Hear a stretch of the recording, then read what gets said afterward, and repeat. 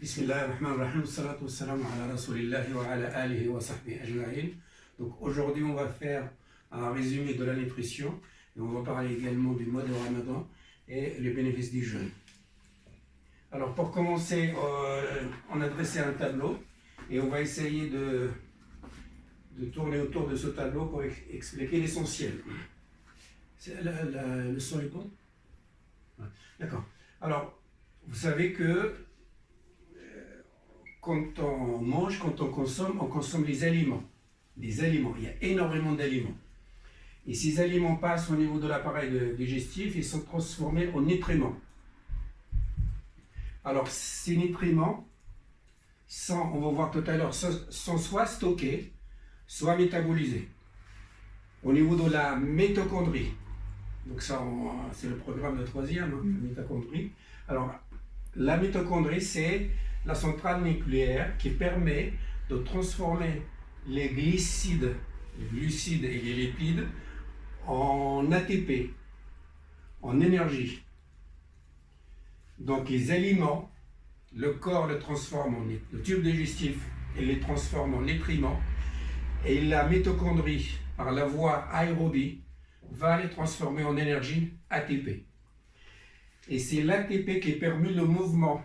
Donc moi je fais un mouvement, c'est grâce à l'ATP qui est fourni par la mitochondrie. Ce qui permet, quand on fait des mouvements, c'est de l'énergie, on arrive à calculer les dépenses énergétiques. Ça on sait le faire. Et quand on sait faire calculer les dépenses énergétiques fournies par le corps, on arrive à calculer les apports. C'est important. Donc à partir du 15e siècle, 16e siècle, on arrive à faire ça, la calorimétrie, qui permet de calculer les dépenses pour avoir les apports. Alors, et donc on arrive à voir les apports énergétiques, c'est comme ça qu'on dit que on arrive à savoir, à connaître la quantité qu'il faut consommer. D'accord? Et un corps, il a un poids. Un corps, il a un poids, et ce poids, il y a un poids idéal. Et ce poids idéal doit rester stable. Doit rester stable. Et pour que le poids reste stable, il faut que les apports soient égaux, soient équivalents aux dépenses. Et les dépenses énergétiques, ou les apports égaux aux apports énergétiques, c'est entre 30 et 35 kilocalories par jour. Et pour être bon, il faut que ces apports énergétiques soient fournis à 55% par les sucres, 30% par les graisses et 15% par les protéines. D'accord? C'est important ça. Parce que tout ce qui est, j'ai pas de DVA rouge, et toute la nutrition, toute la diététique va tourner autour de ça. C'est-à-dire que, alors pour vous dire que la diététique, la science diététique va s'occuper de ça. La nutrition, c'est une spécialité médicale, va traiter ça. Et ça. Et donc, ce qu'on consomme doit être à 55% des sucres, et dans les sucres, il y a les lents, il y a les rapides. Et les rapides doivent fournir un pourcentage inférieur à 20%. Le reste doit être des sucres lents, les féculents. D'accord? Donc à 50%, c'est des sucres, 30%, 55% c'est des sucres, 30% c'est des lipides et 15% des protéines. D'accord? Les sucres lents doivent former 80% ou moins 80% de la ration glucidique. C'est important. Hein? D'accord? Donc ça, ces chiffres, il est important à retenir. C'est ça ce qu'il faut. Et chacun peut le calculer. On fait 70 kg, on est à peu près à 2800 kilocalories pour la journée.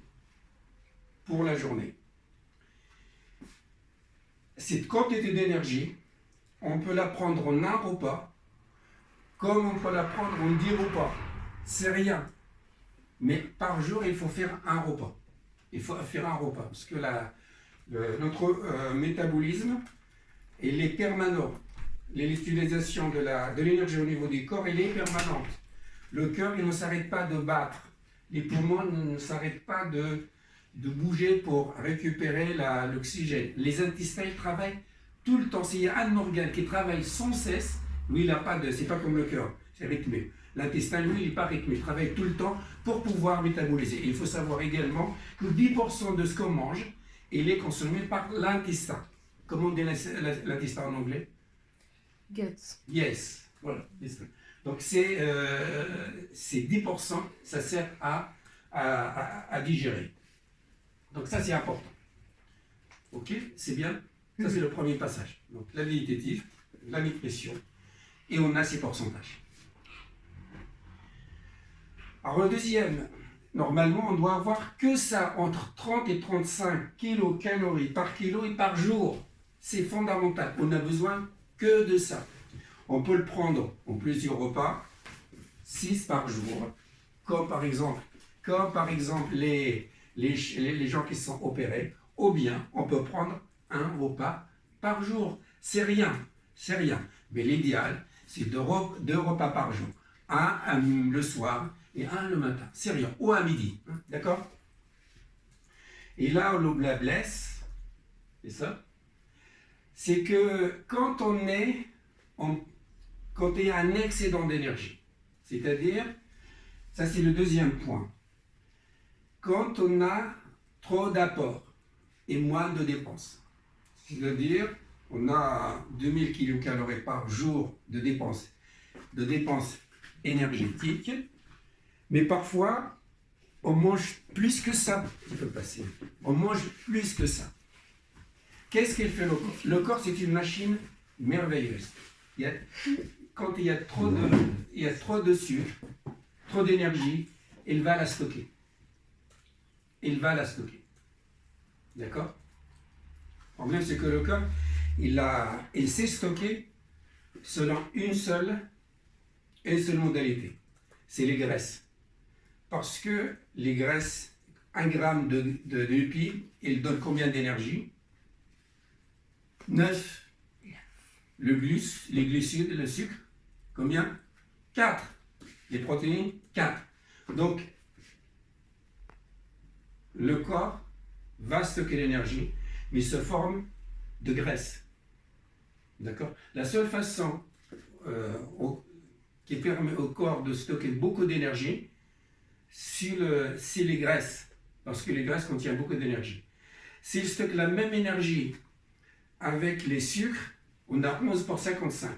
C'est-à-dire que si quelqu'un fait un poids de 100 kg, s'il stockait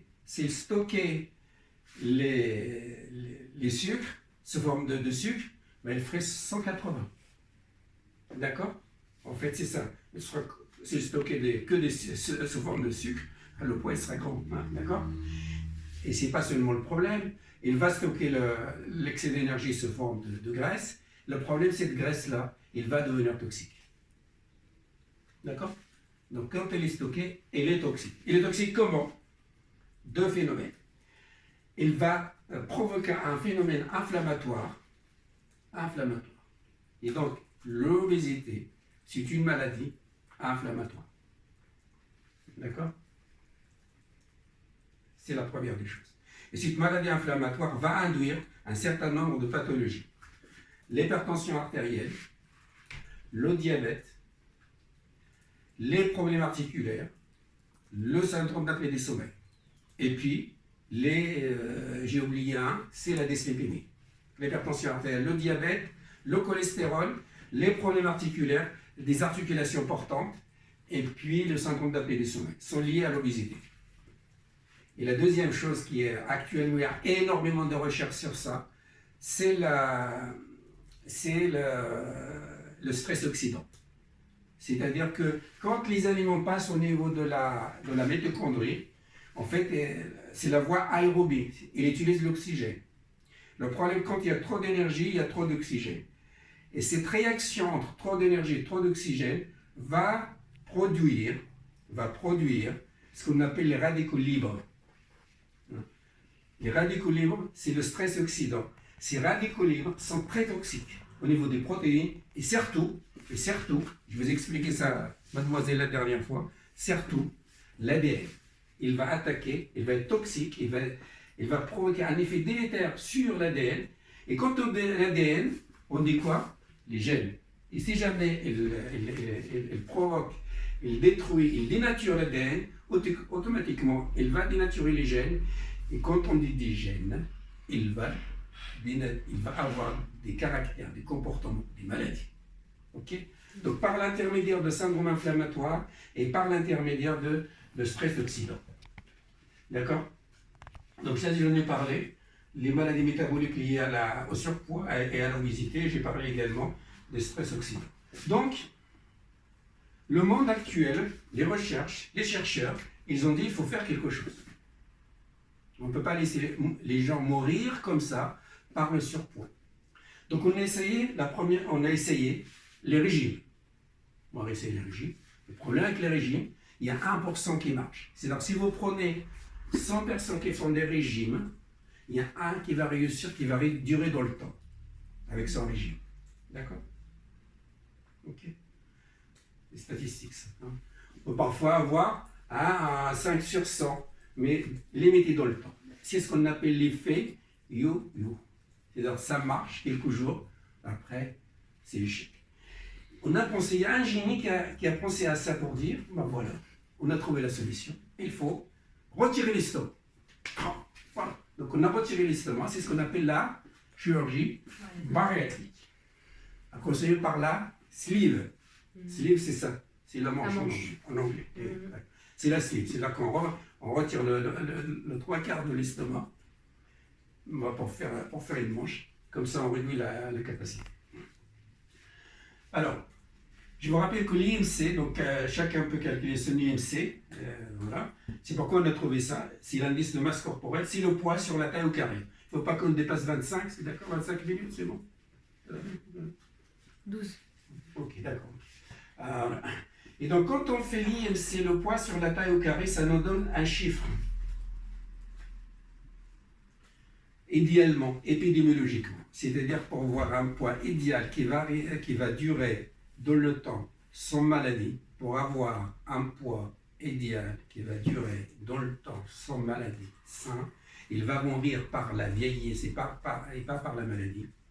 Il faut que le poids idéal soit égal, il faut que l'IMC soit égal à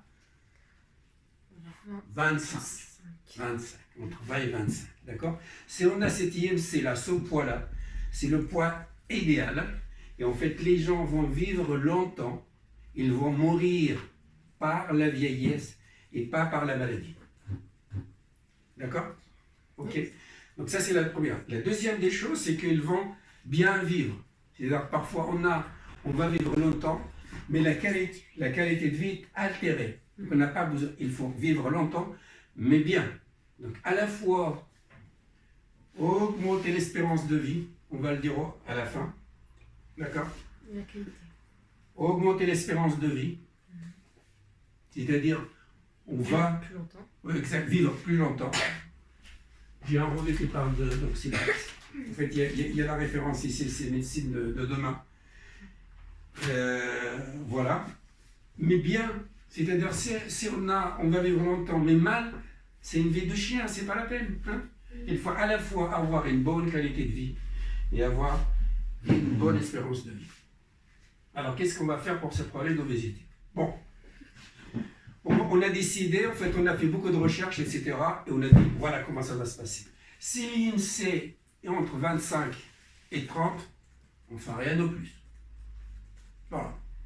Je vous dirai une chose, mais ça, il ne faut pas le dire, hein, que pour vous, c'est que l'obésité modérée,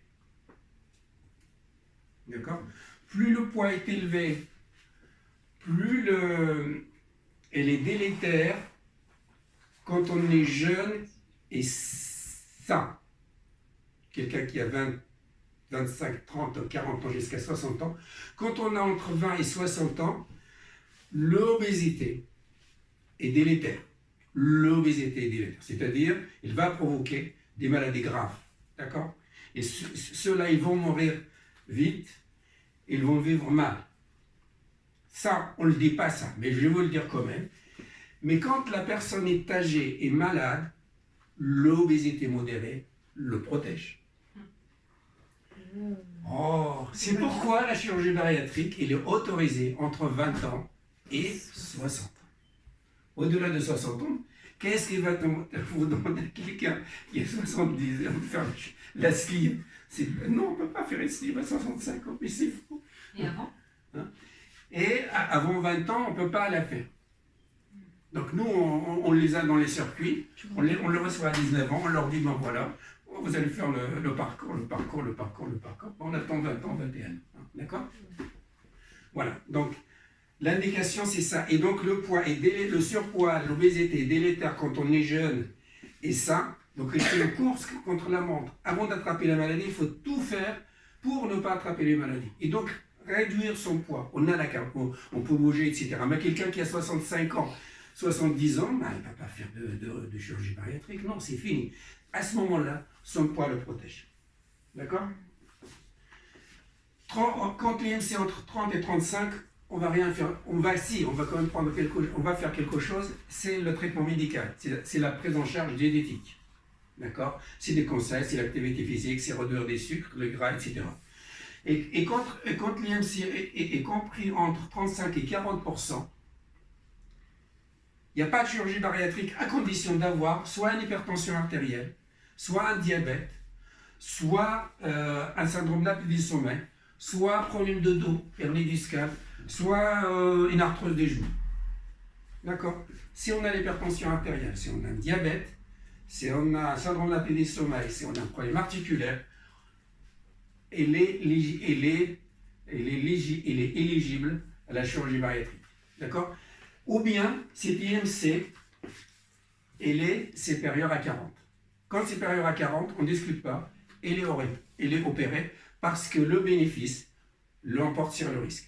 Donc quand on calcule le rapport bénéfice-risque, le bénéfice est plus important par rapport au risque.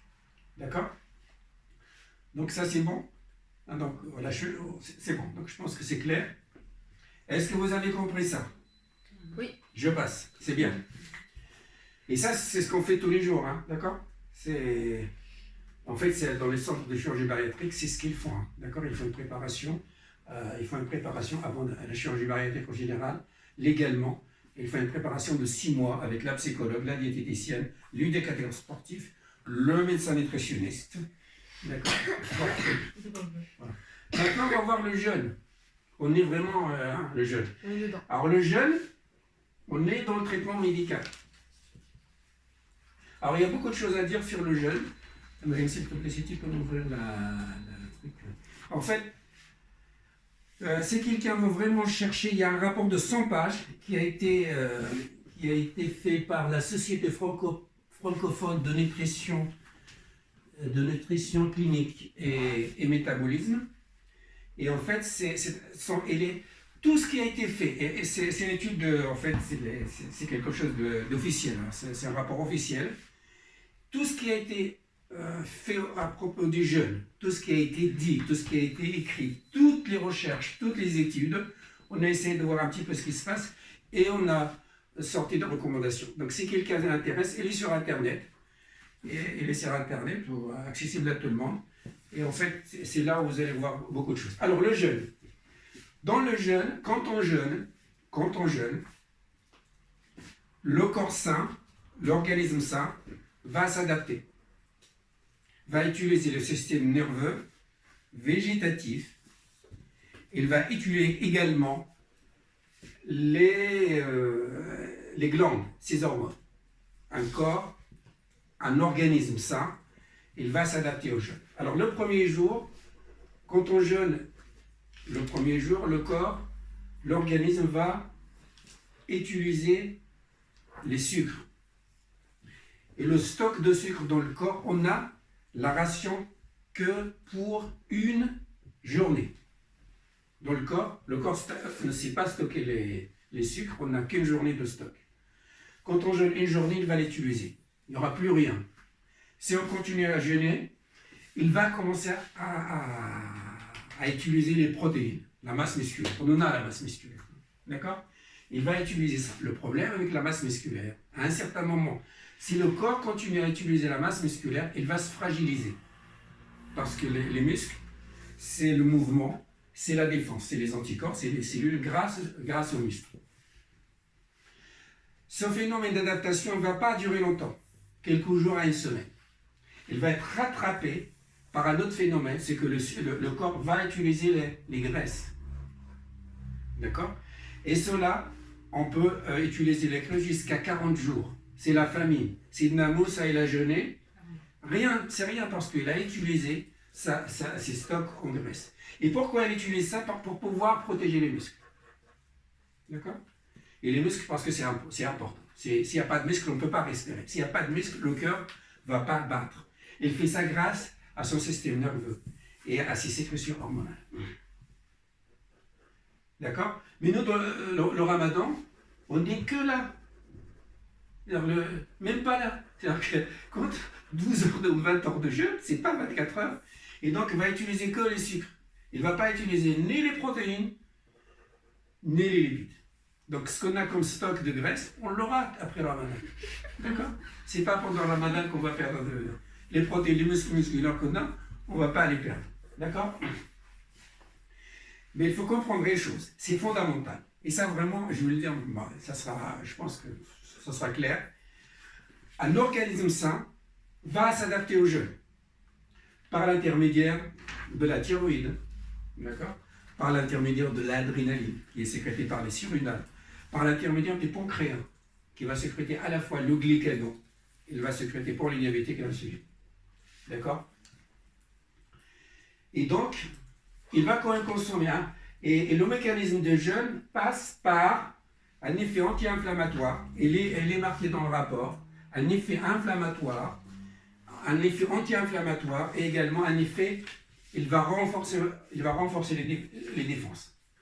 Et le jeûne, il est bénéfique en cas de surpoids, mais également bénéfique en cas de poids normal. D'accord?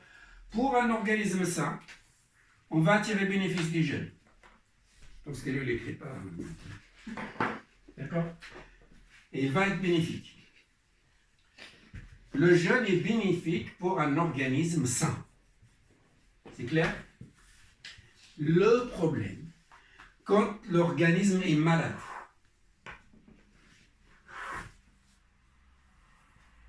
alors la maladie, il y a deux types. Il y a ce qu'on appelle les maladies de chiffres.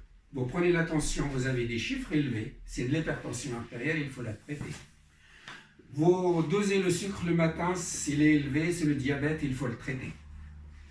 Vous dosez le cholestérol, il est élevé, il faut le traiter. Vous faites l'IMC, c'est un chiffre, il dépasse le 30, il faut faire quelque chose. D'accord? Ces maladies-là, il n'y a pas d'atteinte d'organes, madame l'infirmière. D'accord? On a des chiffres, mais on n'a pas d'atteinte d'organes. C'est fondamental, c'est important. Mais du moment qu'on a l'atteinte d'un organe, l'organisme va souffrir.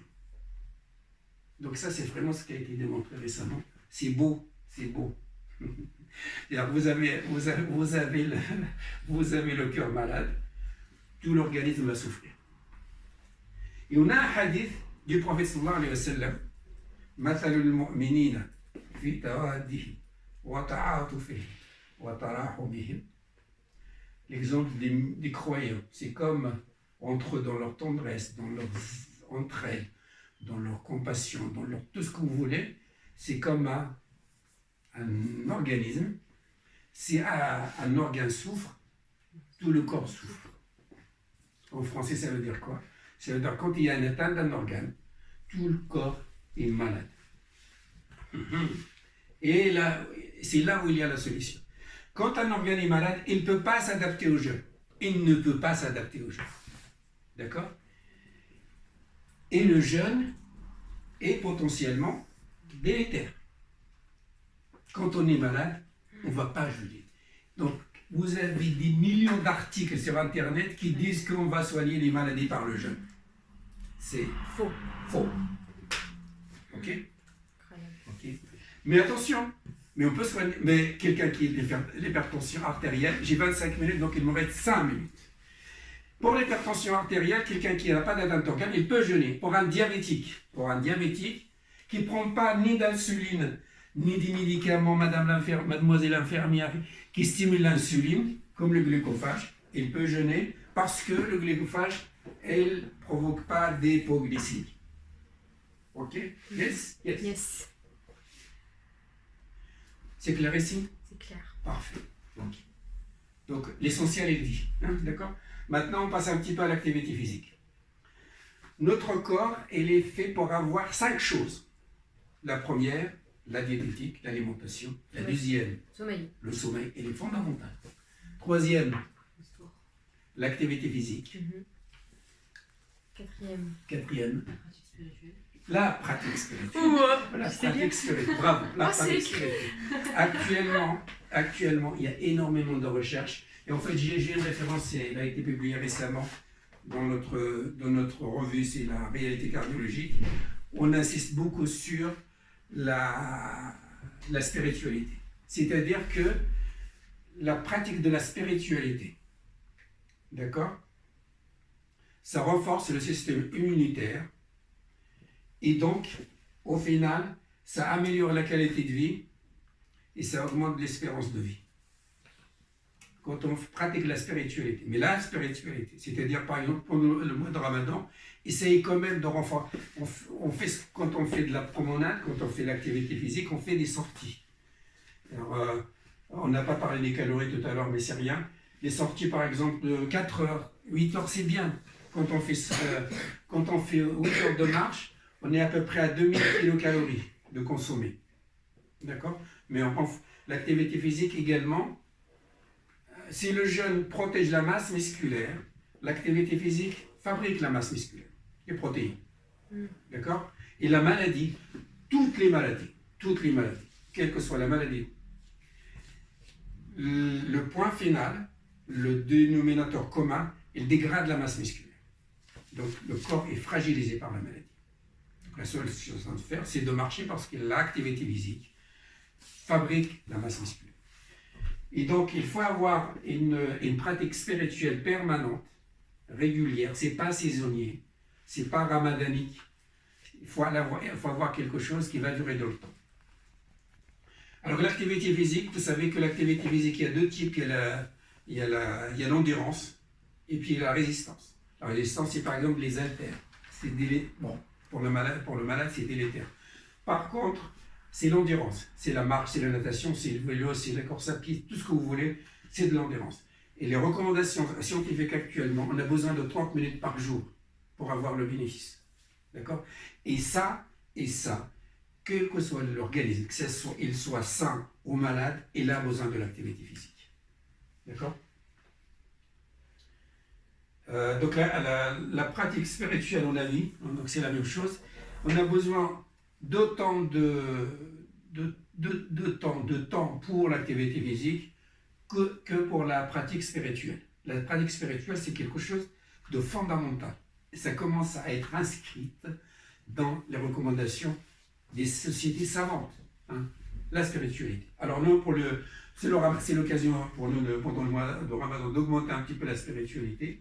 Hein, et le bénéfice est proportionnel à la durée. Plus la durée est longue, plus le bénéfice est important.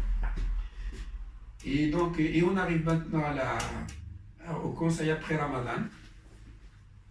Donc on avait, après le mois de Ramadan, il faut réévaluer son poids, calculer son IMC, hein, d'accord? C'est important de savoir combien on a d'IMC quand même, parce que voilà, c'est important.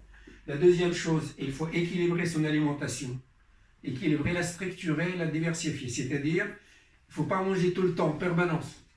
D'accord? Et puis la structurer, il faut prendre un temps. Et l'équilibrer, c'est-à-dire favoriser un peu plus de quoi? Légumes et des fruits. Pourquoi? Parce qu'on a parlé de stress oxydant. les légumes et les fruits, il contient des aliments antioxydants. Oh. D'accord? Ça, c'est une chose. Alors, la troisième, jeûne intermittent et permanent. D'accord? Quand on fait la comptabilité du jeûne des prophètes, sallallahu alayhi wa sallam, il jeûnait combien? 6 mois par an. Ramadan plus les autres 6 mois. Et c'est la formule qu'il a validée. Le meilleur jeûne, quand il a été interrogé, c'est le jeûne de Sayyidina. Ça. Non, Daoud. Il faisait comment? Un jour sur deux. Un jour deux, et ça fait Un jour deux. 6 mois. Voilà, 6 mois par an. Un Et jour le deux. prophète, c'est la même chose, donc c'est pourquoi il a validé la formule. Alors, l'activité physique, il faut vraiment faire l'activité physique, c'est quelque chose de fondamental. Et la dernière, c'est la pratique de la spiritualité. D'accord? Et tout ça sert à quoi? Sert, et c'est ça la finalité de la médecine, à augmenter l'espérance de vie et améliorer la qualité de vie. Je vous remercie de votre attention. Si vous avez des questions, je vais prendre une question si vous en avez. Moi, j'en ai pas qu'une. Hein. Vas-y, allez. On va prendre une question. On a fait 30 minutes ou? On a fait beaucoup, vas-y. Vas-y. Alors, moi, j'aimerais savoir, physiologiquement parlant, en quoi le phénomène de graisse stockée, c'est un phénomène inflammatoire. C'est ça, exactement, en fait. Alors, et donc, surtout la question. les graisses abdominales, en fait, quand il y a trop de graisse, il va. Les macrophages. Donc, il y a trop de graisse, et c'est le macrophage qui va déclencher le phénomène inflammatoire. Il va considérer cette graisse comme un corps étranger. Ah ouais. C'est malin, hein. Ah, c'est Comme un corps Ces étranger. Et donc, macrophages, il va la ils considérer. agissent Il va la combattre. pendant la Et- réaction inflammatoire. Et bien, exactement. Donc, il va déclencher une réaction inflammatoire et c'est le phénomène en cascade. Et pour information, vous savez que les Covid, ils ne meurent pas par le virus. Ouais. Ils meurent par quoi? Par le phénomène inflammatoire Ouais. déclenché par le corps. Ouais. D'accord? C'est fort. C'est fort. Hein? D'accord? Et donc, il va déclencher un inflammatoire qui est délétère. C'est ça la graisse toxique. Ok. D'accord? Autre question, je te cite, tu as dit pour avoir un poids idéal qui va durer dans le temps et ça, c'est. Oh, je sais plus ma question. Oui, en fait, si on a un poids idéal, eh ben, il va pas mourir de vieillesse, il va pas mourir de maladie, il va mourir de vieillesse. Oui. Mais toutes les maladies, elles sont pas dues à l'apport de nourriture. C'est ça, exactement. En fait, Donc, donc, pourquoi c'est en fait ça? on parle dans ce cadre-là. Si jamais il n'a pas d'autres maladies, Ok. il n'y a que le problème de poids. D'accord? Ok. C'est là un poids idéal. Donc, il va mourir par la vieillesse et pas par la maladie. Ok. D'accord? Et c'est ça, en fait. Hein, d'accord? Et la médecine, d'ailleurs, elle fait tout pour combattre la maladie. Comme ça, on va laisser les gens mourir spontanément par leur vieillesse qui est Génétiquement programmé. Bravo, le génétiquement temps. programmé. Ouais. Ok. On a évoqué comme trouble alimentaire que l'obésité. Ouais. Mais est-ce que l'anorexie ou par exemple la boulimie? Exactement. Donc ça, j'ai pas abordé parce que c'est un autre sujet. C'est ce qu'on appelle le comportement, Alimentaire. le trouble du comportement alimentaire. Dans l'obésité, il n'y a pas que ça. En fait, ça, l'excès d'alimentation, il est lié parfois au trouble du comportement alimentaire, surtout ce qu'on appelle l'hyperphagie prandiale. Comment ça s'appelle? J'ai oublié le terme en anglais, mais c'est l'hyperphagie prandiale. Et en fait, et puis il y a le grignotage, et puis il y a les compulsions. Voilà, C'est c'est bien, ça. c'est Et puis on n'a pas abordé l'autre extrémité. C'est-à-dire que les extrêmes sont dangereux. D'accord? Est-ce que pour eux le jeûne est bénéfique ou pas si les dépenses elles sont supérieures aux apports? T'as parlé que si des apports elles non, sont supérieures le jeûne est toujours bénéfique. Que le poids soit normal ou en excès, toujours bénéfique. Et en Mais déficit? par contre, non, à ce moment-là, il ne faut pas jeûner. Et justement, on n'a pas parlé de ça parce que quand l'IMC est inférieur à 20, on est dans la dénutrition. D'accord. Et parfois, on a le cas des troubles psychologiques comme l'anorexie mentale. La femme enceinte, elle doit jeûner. Voilà, la question, On a faim. la question de la femme enceinte. Oui, la femme enceinte qui est normale, avec des apports normaux, avec tout ça, etc., elle n'a pas de pathologie, elle peut jeûner, il n'y a aucun problème. Ouais, mais t'as On est parlé là, aussi on est là. Il va consommer que les glucides, donc il n'y a pas de problème. Pour le surpoids, le jeûne est bénéfique, Ouais. l'obésité également. Mais par exemple, dans l'obésité, il y a des pathologies associées où l'organe est touché. Oui. Du coup, le jeûne, il est Et délétère. délétère, oui. Exactement. C'est pourquoi quelqu'un qui est âgé, Mais avec une obésité, on le laisse avec son obésité parce qu'il le protège son obésité. C'est bon? بارك الله فيك يا عبد العزيز.